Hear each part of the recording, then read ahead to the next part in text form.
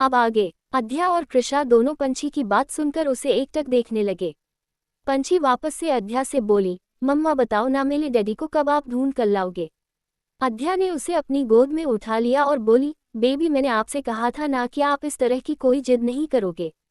मैंने आपसे पहले भी कहा था ना कि जब आप बड़े हो जाओगे तब डैडी आपके पास आएंगे। इसलिए जल्दी जल्दी पहले यंग गर्ल बनो, और यंग गर्ल बनने के लिए आपको बहुत सारा मिल्क पीना होगा। इसलिए चलो मैं आपके लिए मिल्क लेकर आती हूँ जिसे आपको पूरा खत्म करना होगा, ठीक है। ये कहकर अध्या किचन में चली गई। वही मासूम सी पंछी अध्या की बातों में आ गई और उसने अपना छोटा सा सिर हाँ में हिला दिया। कृषा ये सब देख खुद से बोली, अभी पंछी इतनी छोटी एज में है लेकिन फिर भी वो अपने डैड को मिस कर रही है। जब वो बड़ी हो जाएगी और तब तो और समझदार भी हो जाएगी, तब पता नहीं अध्या कैसे पंछी को संभालेगी। अध्या ने पंछी को दूध दिया जिसे उसने जल्दी जल्दी पीकर खत्म कर दिया। आखिर उसे भी तो यंग गर्ल बनना था। थोड़ी देर में पंछी को नींद आने लग गई थी, तब अध्या उसे लेकर रूम में चली गई। वहीं दूसरी तरफ राजपूत महल को बहुत ही एलिगेंट तरीके से सजाया गया था और इस वक्त वहां काफी चहल पहल थी। कल्याणी नौकरों से कुछ बात कर रही थी। वहां शिवांगी आए और बोली, माँ मैंने त्रिजल के लिए परसों सगाई में पहनने के लिए सूट रेडी करवा दिया है। कल तक डिजाइनर सूट दे देगा। प्लीज आप वो त्रिजल को दे दीजिएगा, क्योंकि अगर मैं दूंगी तो शायद वो मेरे हाथों से नहीं लेगा। ये सुन कल्याणी उसके कंधे पर हाथ रखते हुए बोली, शिवांगी बेटा तुम उदास क्यों हो रही हो? देखना एक दिन वो जरूर तुम्हें अपनी माँ की तरह अपनाएगा। शिवांगी फीकी स्माइल के साथ बोली, मैं उसी दिन के इंतजार में हूँ माँ। तभी शिवांगी की नज़र गेट पर गई, जहां इस वक्त त्रिजल अपने फोन में कुछ स्क्रॉल करते हुए अंदर की तरफ आ रहा था। त्रिजल को देख शिवांगी ने कल्याणी की तरफ इशारा किया। कल्याणी ने जब त्रिजल को देखा तो वो त्रिजल को रोकते हुए बोली, त्रिजल बेटा मेरे पास आओ, मुझे तुमसे एक जरूरी बात करनी है। त्रिजल बोरियत से कल्याणी की तरफ देखने लगा और बोला, दादी आपके कहने पर मैं इस घर में रुका हुआ हूँ, इससे ज्यादा आप मुझसे और क्या चाहती हैं? कल्याणी उसे घूरते हुए बोली, त्रिजल परसों तुम्हारी सगाई है और तुमने अभी तक अपने कपड़े भी ट्राई नहीं किए हैं, इसलिए मैंने डिजाइनर से तुम्हारे कपड़े बनवाए हैं जो कि तुम्हारे रूम में है। एक बार ट्राई करके मुझे बताना वो तुम्हें कैसा लग रहा है। त्रिजल बिना एक्सप्रेशन बोला, अगर आप मेरे लिए कपड़े ऑलरेडी ले आए हैं तो वो मेरे लिए बिल्कुल परफेक्ट होगा, ट्राई करने की जरूरत नहीं पड़ेगी।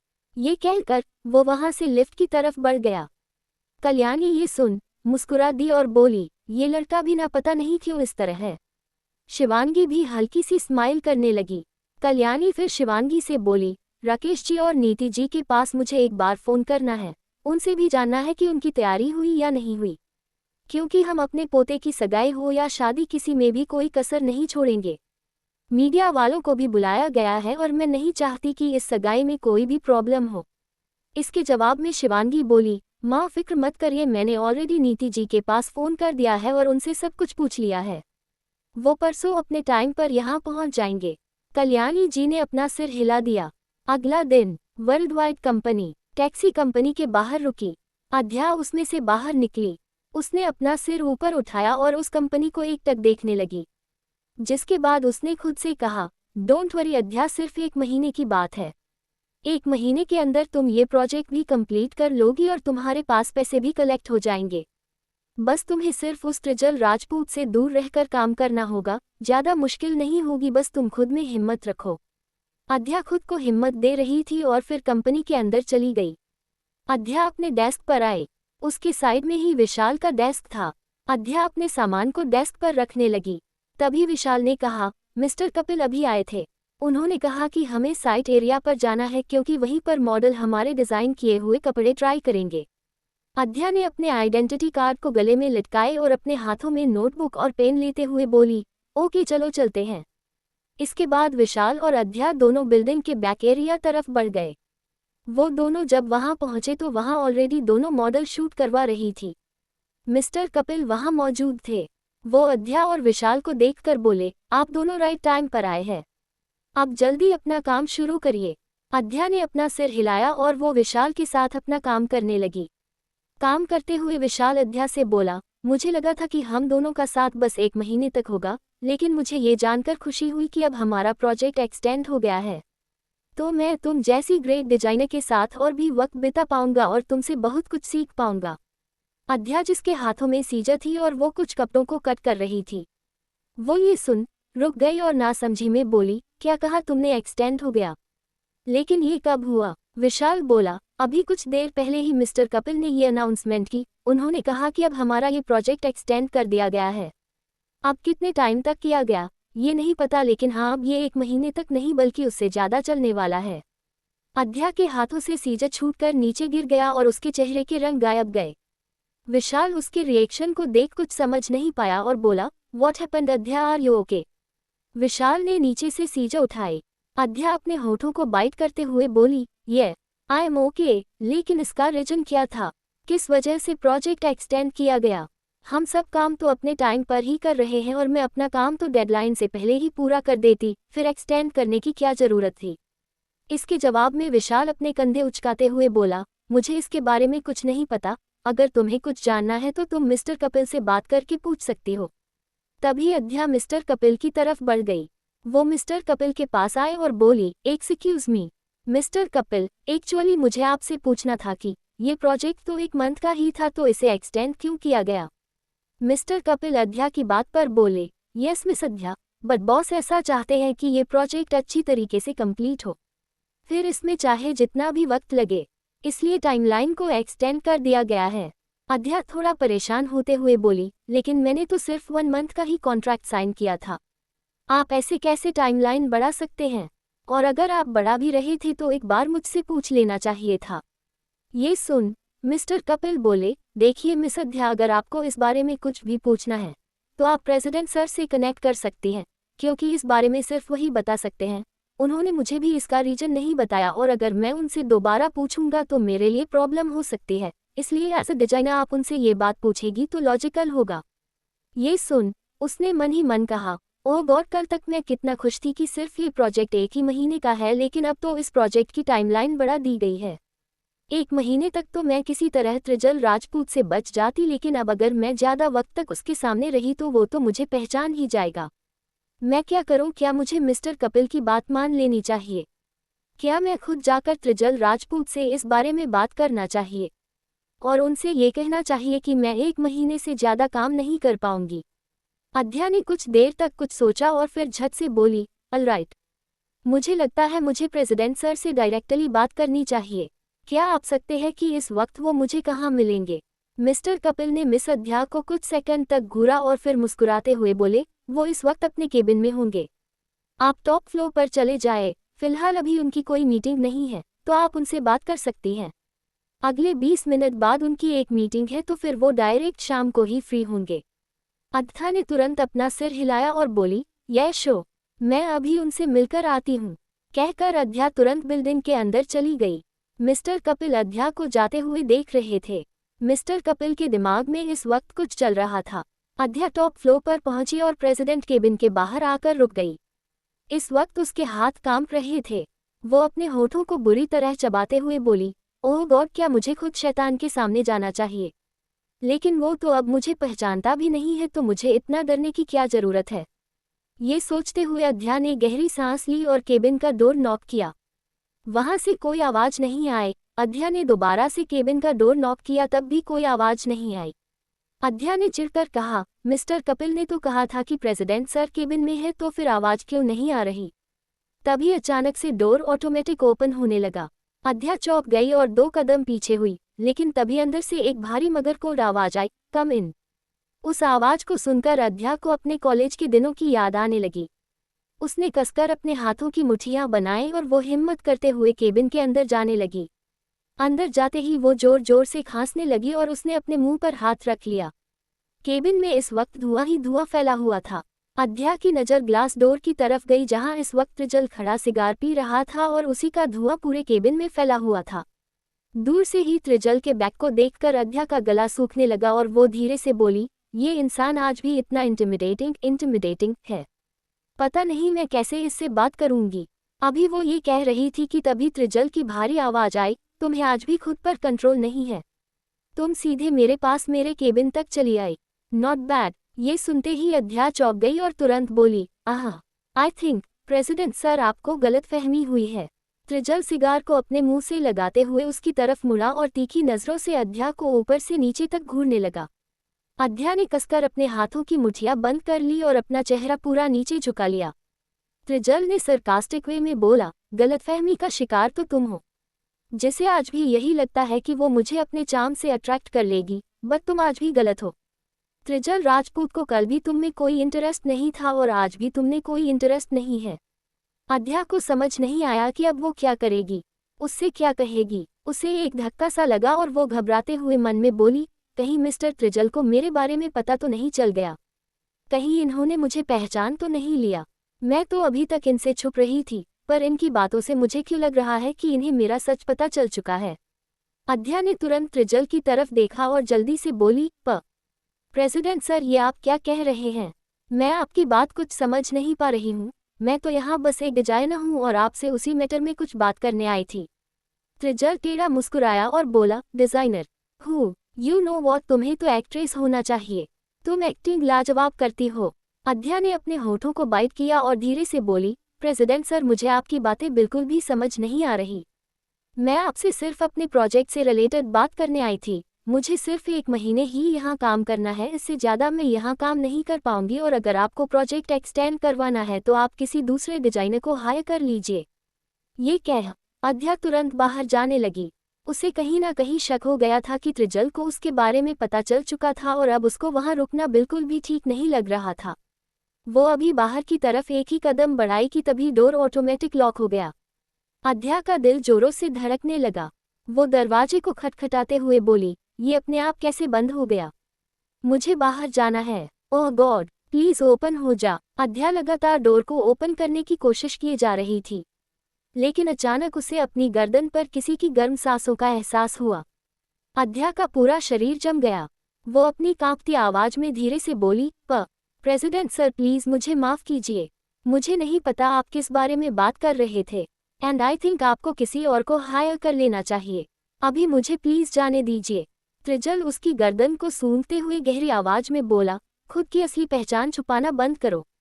मैं अच्छे से जानता हूं कि तुम कौन हो और किस मकसद से यहाँ आए हो, इसलिए अब चुपचाप अपना सच बताओ। क्या तुम आज भी मुझे सेड्यूस करने के लिए मेरे करीब आ रही हो? क्या तुम आज भी अपनी अच्छाई का ड्रामा मेरे सामने कर रही हो? वो लगातार अध्या की गर्दन पर स्निफ किए जा रहा था। अध्या की बॉडी से लवेंडर की फ्रेग्रेंस आ रही थी।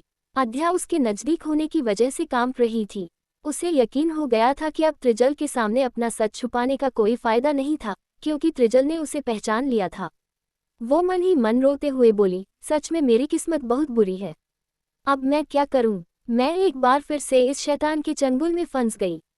त्रिजल ने उसे कमर से होल्ड किया और सीधी दीवार से टिका दिया। अध्या चौंक गई और तुरंत त्रिजल को खुद से दूर धक्का देते हुए बोली, प्लीज दूर हो जाए मुझसे।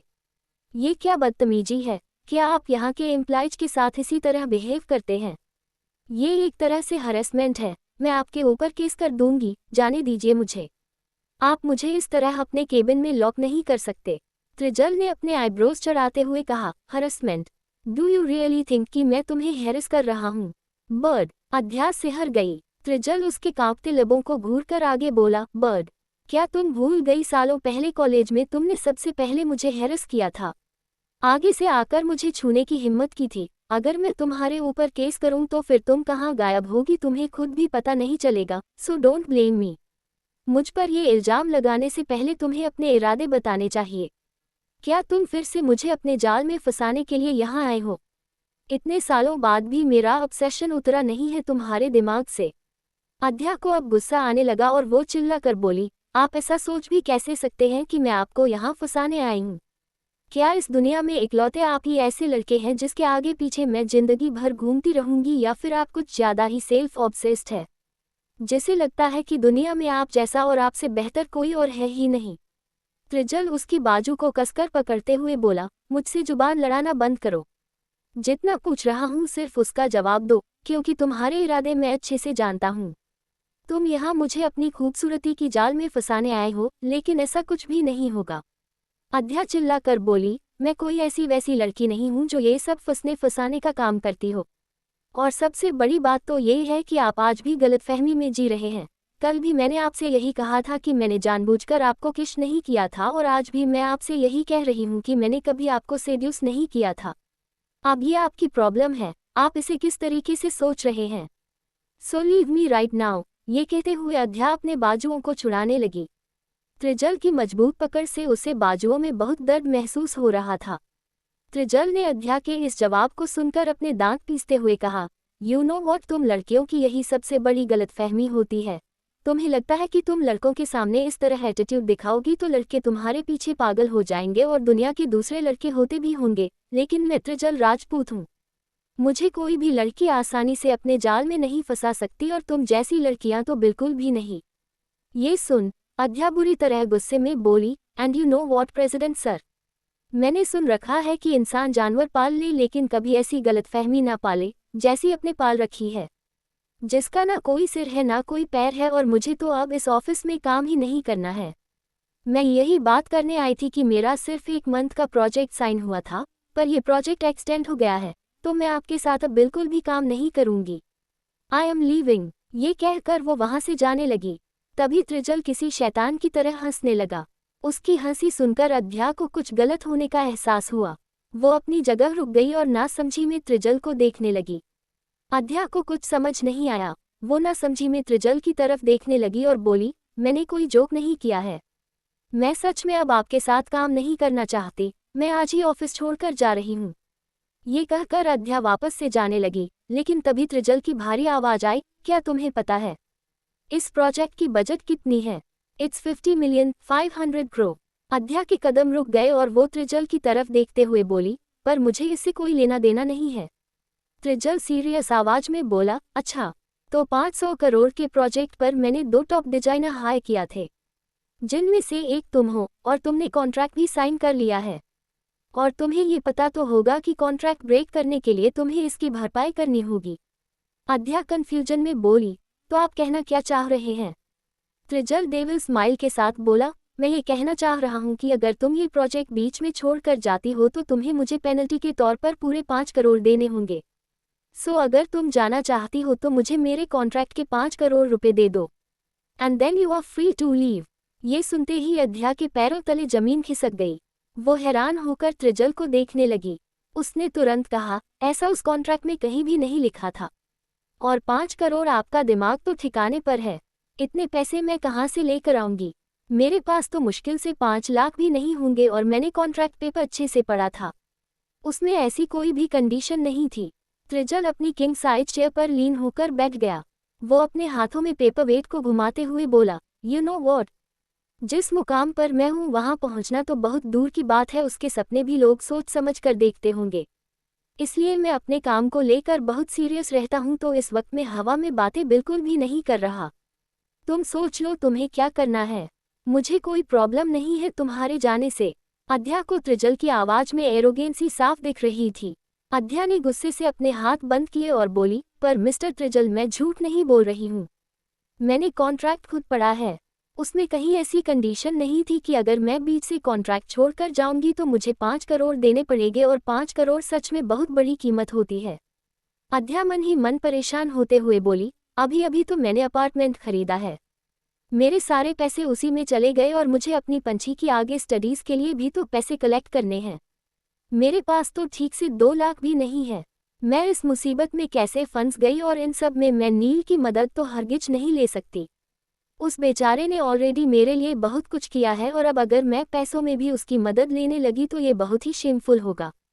त्रिजल अध्या के चेहरे के सारे एक्सप्रेशंस को गौर से नोटिस कर रहा था, जिन्हें देखकर वो टेढ़ी स्माइल के साथ बोला, आई थिंक तुम्हें एक बार वापस से कॉन्ट्रैक्ट को पढ़ना चाहिए।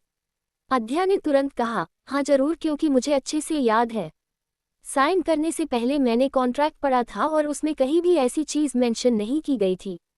त्रिजल ने उसके आगे एक फाइल रख दी। अध्या ने उस फाइल को देखा। ये उसकी कॉन्ट्रैक्ट की फाइल थी। अध्या तुरंत आगे बढ़ी और जल्दी जल्दी उस कॉन्ट्रैक्ट को पढ़ने लगी, लेकिन जैसे ही उसने कॉन्ट्रैक्ट के कुछ शब्दों को पढ़ा, उसकी आंखें हैरानी से बड़ी हो गई। वही त्रिजल उसके चेहरे के एक्सप्रेशन को देख तिरछी मुस्कुराहट के साथ बोला, आई होप अब तुम्हें यकीन हो गया होगा, सो मुझे मेरे 5 करोड़ वापस दे दो, फिर तुम यहाँ से जा सकती हो। ये कह त्रिजल ने अपना लैपटॉप ऑन कर लिया। अद्या की आंखों से आंसू गिर गए, लेकिन दूसरे पल उसने आंसुओं को साफ किया और गुस्से से फाइल को टेबल पर पटकते हुए बोली, it's not right mister Trijal. मुझे अच्छे से याद है, उस दिन ऐसी कोई भी चीज़ इस कॉन्ट्रैक्ट में मेंशन नहीं की गई थी और अब अचानक से इसमें ये चीज़ कैसे आ सकती है। मुझे ऐसा क्यों लग रहा है कि आप मुझे वापस से कॉलेज के दिनों की तरह परेशान कर रहे हैं, जैसे आप पहले मुझे परेशान किया करते थे। त्रिजल स्मर्क करते हुए बोला, ओ तो तुमने एक्सेप्ट कर लिया कि तुम ही वो लड़की हो जो कॉलेज के टाइम से ही मुझे सेड्यूस कर रही है। ये सुनते ही अद्या के होठ आपस में भींच गए। वो अपने दांत पीसते हुए बोली, इसमें एक्सेप्ट क्या करना, मुझे अच्छे से पता है आपकी ये साजिश है। आपने जानबूझकर मेरे साथ ऐसा किया है जिससे मैं अपने मुंह से अपना सच कबूल कर सकूं और आपके जाल में फंस सकूं।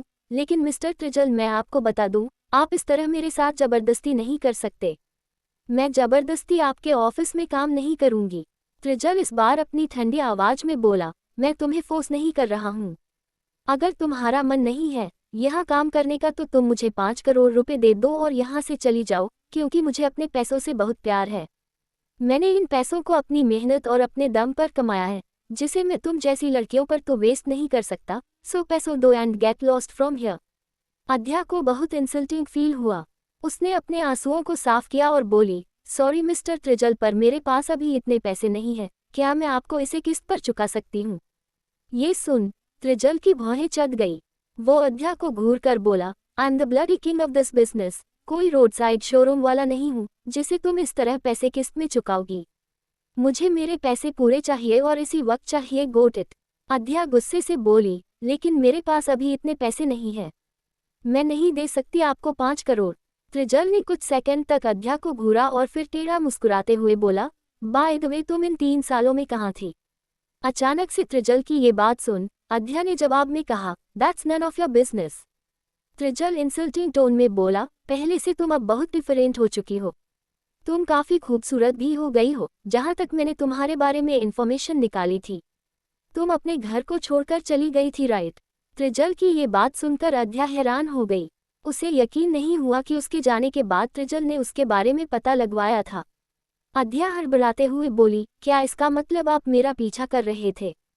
त्रिजल उसे घूरते हुए बोला, मेरे पास इतना वक्त नहीं है कि मैं तुम जैसी यूजलेस लड़कियों का पीछा करूं। तुम अचानक से गायब हो गई थी, इसलिए मैंने तुम्हारे बारे में पता लगाया था। तो मुझे पता चला कि तुम घर छोड़कर चली गई हो और अब तुम अचानक से 3 साल बाद मेरे सामने आए हो और पहले से बहुत खूबसूरत भी हो गई हो। तो मुझे ऐसा लगता है कि तुम इन 3 सालों में किसी ऐसे इंसान के साथ थी जो तुम्हें दुनिया के सारे ऐशो आराम दे रहा था, और तो अब तुम उस शख्स से 5 करोड़ मांगकर मुझे दे सकती हो। आई थिंक उसके लिए 5 करोड़ मामूली सी बात होगी, क्योंकि तुम जैसी खूबसूरत लड़की जो उसके पास है। ये सुनते ही अद्या को एक धक्का सा लगा।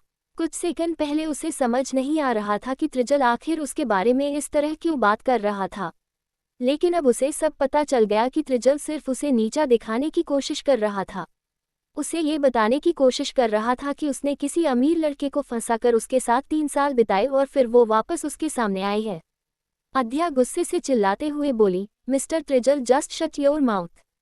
आप इतने घटिया होंगे मुझे उम्मीद नहीं थी। आपकी नज़रों में क्या लड़कियां सिर्फ बड़े और अमीर लड़कों को फंसाने के लिए होती है? क्या आपकी सोच सिर्फ इतनी ही है?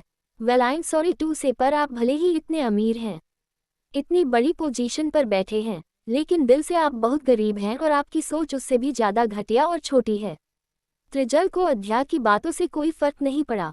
वो टेढ़ा मुस्कुराते हुए बोला, मैंने सुना है कि जो जैसा होता है अगर उसे उसी की लैंग्वेज में बात की जाए तो उस शख्स को बहुत बुरा लग जाता है, और आज मैंने जीता जागता एग्जाम्पल भी अपने सामने देख लिया। इसका मतलब तुम जरूर किसी ऐसे शख्स के अंडर में हो जो तुम्हारी सारी नीड को पूरी करता है, और शायद फिजिकल नीड्स को भी। ये सुनते ही अद्या का दिमाग गुस्सा से फटने लगा। वो अपने दोनों हाथ टेबल पर पटकते हुए चिल्लाकर बोली, बस मिस्टर त्रिजल, बस करिए। किस हद तक गिरेंगे आप? आखिर किस हद तक? अब मुझे आपसे नफरत हो रही है। मुझे पहले लगा था कि आप अभी भी गलतफहमी में जी रहे हैं, लेकिन अब आपकी बातों से लग रहा है कि आपको कोई गलतफहमी नहीं हुई है। आपकी तो सोच ही ऐसी है मुझे लेकर, और सब कुछ बदल सकता है पर इंसान की सोच कभी नहीं बदल सकती। जिंदगी भर आपकी सोच मुझे लेकर यही रहने वाली है, और अब मुझे आप जैसे इंसान से बात करने में भी घिन आ रही है। त्रिजल सीरियस होकर बोला, तो किसने कहा तुम्हें मुझसे बात करने के लिए? मेरे 5 करोड़ दो और चली जाओ यहाँ से। अध्या अपने दांत पीसते हुए बोली, मेरे पास 5 करोड़ नहीं है, लेकिन मैंने सोच लिया है कि मैं इस प्रोजेक्ट पर काम करूंगी और तब तक करूंगी जब तक ये खत्म नहीं हो जाता। आई होप उसके बाद आपको कोई प्रॉब्लम नहीं होगी। ये सुन त्रिजल के चेहरे पर एक अजीब सी मुस्कुराहट आ गई। वही अध्या ये कहकर तुरंत केबिन से बाहर निकल गई। वो वहां से सीधे लिफ्ट में आई। उसके दिमाग में इस वक्त बहुत सारी बातें चल रही थी। वो गुस्से से खुद से बोली, मिस्टर त्रिजल राजपूत, तुम्हें अपने पैसों का बहुत घमंड है, तुमसे मैं कभी बात नहीं करूंगी। बस इस प्रोजेक्ट तक ही मैं यहाँ रुकी हुई हूँ। इसके बाद मैं कभी तुम्हारे सामने भी नहीं आऊंगी। जिस गलतफहमी में तुम जी रहे हो ना कि मैं यहाँ तुम्हारे लिए आई हूँ, वो गलतफहमी भी तुम्हारी दूर हो जाएगी। I hate you, I really hate you. ये कहते हुए अध्या ने अपने आंसुओं को गुस्से से साफ किया। कुछ देर में वो साइट एरिया पर आई। मिस्टर कपिल की नज़र अध्या पर गई। अध्या के चेहरे को देखकर मिस्टर कपिल खुद से बोले, मिस अध्या, इतनी अपसेट क्यों लग रही है? मिस्टर कपिल अध्या के पास गए और बोले, मिस अध्या क्या हुआ? क्या कहा प्रेसिडेंट सर ने? क्या उन्होंने आपकी बात मान ली? अध्या खुद को संभालते हुए बोली, एक्चुअली ये प्रोजेक्ट एक्सटेंड ही रहेगा और अब हमें अच्छे से जल्दी इस पर काम करना होगा, इसके अलावा और मेरी उनसे कोई बात नहीं हुई। ये कहकर अध्या विशाल की तरफ बढ़ गई। वहीं मिस्टर कपिल उसे देखने लगे और फिर वो कुछ सोचते हुए ऑफिस के अंदर चले गए। इधर दूसरी तरफ त्रिजल चेयर पर आगे पीछे मूव हो रहा था। उसके चेहरे के एक्सप्रेशन बेहद सीरियस थे। तभी डोर नॉक करते हुए मिस्टर कपिल अंदर आए और त्रिजल को देखते हुए बोले, बॉस मिस अध्या अभी आपके पास आई थी, क्या आपकी उनसे बात हुई? त्रिजल मिस्टर कपिल को अपनी सर्द नजरों से घूरने लगा। मिस्टर कपिल एक सेकंड के लिए हड़बड़ा गए और तभी त्रिजल अपनी ठंडी आवाज में बोला, आगे से जो भी उस लड़की को काम हो उसे तुम खुद हैंडल करोगे। मेरे पास उसे भेजने की कोई जरूरत नहीं है, गॉट इट? ये सुनकर मिस्टर कपिल ने जल्दी से अपना सिर हिला दिया और फिर त्रिजल अपने लैपटॉप में काम करने लगा। मिस्टर कपिल त्रिजल को देखकर मन ही मन बोले, प्रेसिडेंट सर का अभी मूड खराब है और मिस अध्या का भी मुझे मूड कुछ ठीक नहीं लगा। आखिर इन दोनों के बीच हुआ क्या है? या फिर मैं ही ज्यादा सोच रहा हूँ? तभी त्रिजल की सर्द आवाज आई, अब यहाँ खड़े खड़े मुझे ही देखना है या काम भी करना है? मिस्टर कपिल ने अपना सिर हिलाया और वो तुरंत वहां से बाहर चले गए। इसी तरह आज का दिन बीत गया। अध्या ने अपना सामान पैक कर विशाल को बाय बोला और ऑफिस बिल्डिंग से बाहर निकल गई। अध्या रोड साइड खड़ी एक फ्रूट शॉप के पास थी और वो इस वक्त फ्रूट्स खरीद रही थी। उसने एप्पल लिया और खुद से बोली, मेरी पंछी को एप्पल बहुत पसंद है। अगर एक दिन वो एप्पल नहीं खाती तो नाराज हो जाती है, इसलिए मैं उसके लिए कुछ एक्स्ट्रा एप्पल ले लेती हूँ। ये कहते हुए अध्या एक्स्ट्रा एप्पल खरीदने लगी, लेकिन तभी उसके पीछे कार आकर रुकी और उस कार का विंडो डाउन हुआ जिसमें से एक आवाज आई, अरे अध्या दी, आप यहाँ रोड पर खड़ी होकर क्या खरीद रही है? उस आवाज को सुनते ही अध्या के चेहरे की स्माइल गायब हो गई। वो बोरियत से पीछे मुड़ी तो इस वक्त आंखों पर गॉगल्स लगाए नितारा कार में बैठी थी और अध्या को देखकर मुस्कुरा रही थी।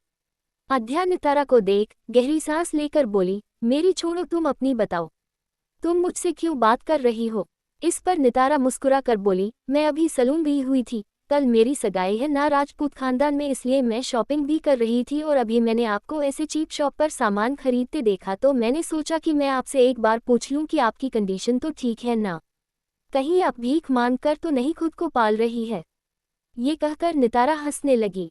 अध्या ने कसकर अपनी मुठियां बंद की और मुस्कुराते हुए बोली, अब जब मेरी माँ की जमीन पर तुम माँ बेटी अपना हक जमा कर ऐश कर रही हो तो उसकी असली मालकिन को ऐसे रोड पर सामान खरीदना ही पड़ेगा ना? लेकिन कहते हैं ना, भगवान के घर में देर है पर अंधेर नहीं, इसलिए ये जो कार में बैठकर तुम इस वक्त मेरे ऊपर हंस रही हो, एक दिन ऐसा वक्त आएगा कि तुम मेरी जगह खड़ी होगी और मैं इसी तरह अपनी कार में बैठकर तुम पर हंसूंगी और मुझे लगता है वो दिन बहुत जल्दी आने वाला है।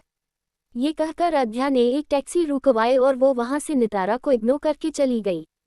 वहीं नितारा अध्या की ये सारी बात सुनकर गुस्से से बोली, यू ब्लडी, एक बार मेरी शादी हो जाए राजपूत खानदान में, फिर मैं बताऊंगी कि कौन सड़क पर आता है और कौन आलीशान कार में घूमता है। इसकी औकात हमेशा से मेरे आगे कुछ भी नहीं थी, ये आगे भी इसी तरह रहेगी और पता नहीं अभी भी किस बात का घमंड है इसके अंदर। 2 कौड़ी की औकात नहीं है और मुझसे बहस करने चली है। अध्या बस तुम देखती जाओ, बहुत जल्द तुम्हें पूरी तरह बर्बाद कर दूंगी। नितारा की कार भी वहां से चली गई। इधर कुछ ही देर में अध्या अपने अपार्टमेंट पहुंची। अंदर आते ही पंछी अध्या के पैरों से लिपट गई। अध्या प्यार से उसके गाल पर किश करते हुए बोली, मम्मा आपके लिए एप्पल लेकर आई है। Do you want to eat it? इस पर पंछी ने क्यूट सी स्माइल करते हुए जल्दी जल्दी अपना सिर हिला दिया। अध्या ने उसे एप्पल वॉश करके दिया और पंछी उसे खाते हुए खेलने चली गई। इसके बाद अध्या सोफे पर बैठी तो कृषा बोली, अध्या कैसा गया दिन तुम्हारा? आज तो कोई प्रॉब्लम नहीं हुई ना? क्या त्रिजल से तुम्हारी मुलाकात हुई थी? उसने तुम्हें पहचाना तो नहीं ना? इन सभी बातों को अध्या इग्नोर करते हुए गुस्से से बोली, अभी उस इंसान की बात छोड़ो। अभी मेरा उस नितारा की वजह से दिमाग खराब है। नितारा का नाम सुनकर कृषा कंफ्यूजन में बोली, लेकिन अब उसने क्या कर दिया? क्या उसकी मुलाकात तुमसे हुई है आज? अध्या अपना सिर हिलाते हुए बोली, हाँ, आज जब मैं ऑफिस से वापस आ रही थी तो वो मुझसे मिली थी और अपने राजपूत खानदान में सगाई होने का शो ऑफ कर रही थी। वो सब मेरी माँ के पैसों पर ऐश कर रहे हैं और मुझे घमंड दिखा रहे हैं। मेरा तो मन कर रहा था कि मैं उसी वक्त उसका खून कर दूं। अध्या को इतने गुस्से में देख कृषा ने उसे पानी दिया और जल्दी से बोली, अध्या पहले तुम खुद को शांत करो। जैसा तुम सोच रही हो वैसा अभी पॉसिबल नहीं है। अध्या पानी का घूंट पीते हुए बोली, कृषा अब कल ही मुझे वो करना है जो मैंने सोच रखा है, क्योंकि कल ही सबसे अच्छा मौका है उस नितारा को पूरे राजपूत खानदान के आगे एक्सपोज करने का। ये सुनकर कृषा तुरंत बोली, वो सब तो ठीक है, लेकिन तुमने इसके लिए क्या सोचा है? अध्या उसका जवाब देते हुए बोली, ये प्लान मैंने ऑलरेडी नील के साथ लंदन में ही बना लिया था, पर मुझे नितारा को उस वक्त एक्सपोज करना था जब वो पूरे मीडिया वालों के सामने घिरी रहे। और जहां तक मुझे पता है राजपूत खानदान कल मीडिया को जरूर इनवाइट करेगा और अब मैं कल ही उसे पूरे मीडिया और पूरी दुनिया के सामने एक्सपोज करूंगी, जिसके साथ ही मैं अपनी माँ की जमीन को भी अपने मामा मामी से हासिल करूंगी। ये सुनकर कृषा भी तुरंत बोली, अगर तुम्हारा प्लान रेडी है तो बस अब कल उसे एग्जीक्यूट करेंगे और तुम्हें बहुत केयरफुल रहना होगा, क्योंकि तुम्हें अच्छे से पता है वो बहुत चालाक है। इस पर अध्या मुस्कुराते हुए बोली, उनकी चालाकी अब उन्हीं पर भारी पड़ेगी, क्योंकि कल जो होगा उसकी वजह से वो सब बर्बाद होंगे। ये सुनकर अब कृषा भी मुस्कुराने लगी। वही अध्या के चेहरे पर एक अलग ही एक्सप्रेशन दिख रहे थे। क्या धमाका होने वाला है कल? क्या रोक देगी अध्या ये सगाई? क्या करेगा त्रिजल अब अध्या के साथ?